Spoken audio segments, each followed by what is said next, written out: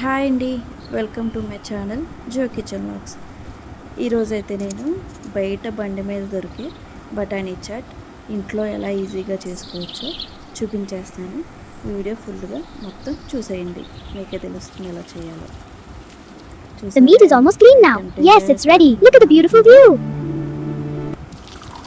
ఇప్పుడు ముందు నైటు బఠానీ ఉంటుంది కదా, ఆ బఠానీ తీసుకుని నానబెట్టుకోవాలి.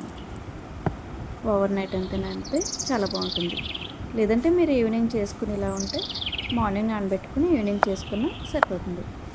ఆ బఠానీ వాష్ చేసుకుని ఒక గిన్నె తీసుకుని అందులో వేసుకుని దానికి ఉడకడానికి సరిపడంత వాటర్ తీసుకుని అందులోనే ఒక బంగాళదుంప కట్ చేసి వేసుకోండి.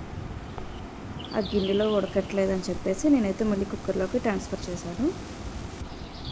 చూసారా, ఒక బఠానీ తీస్తే తెలుస్తుంది కదా ఉడికిందో లేదని. అది ఉడికిపోయిందండి.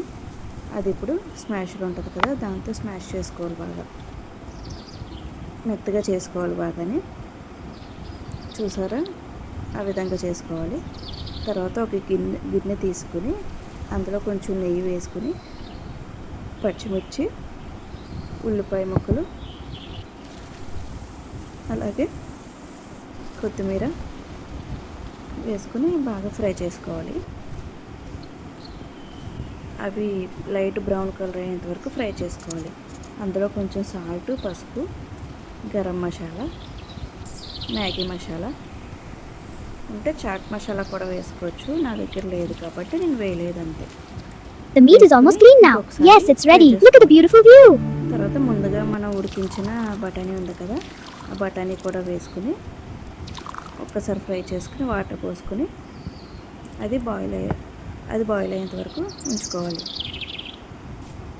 చూసారా, బాయిల్ అవుతుంది కదా, కొంచెం పచ్చివాసన అది పోతుంది.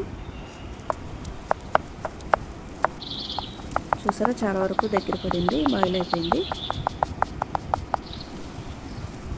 అంతే అండి.